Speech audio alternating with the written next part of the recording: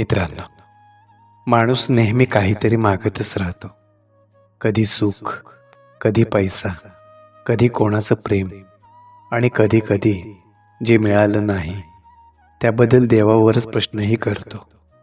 पण खरं पाहिलं तर देव आपल्याला नेहमी तेच देतो जे आपल्या आयुष्यासाठी योग्य असतं. काही वेळा मिळालेलं सुख आपल्याला आनंद देतं, तर काही वेळा आलेलं दुःख आपल्याला खूप काही शिकवून जातं.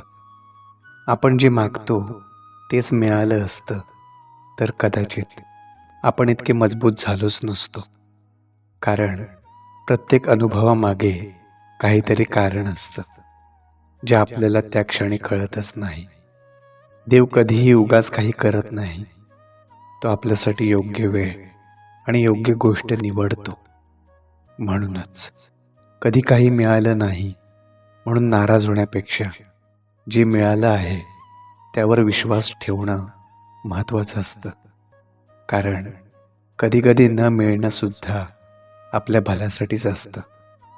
देवावर विश्वास ठेवला की आयुष्य थोडं हलकं वाटतं. कारण मग आपल्याला कळतं की जे काही घडतंय ते आपल्या चांगल्यासाठीच घडतंय.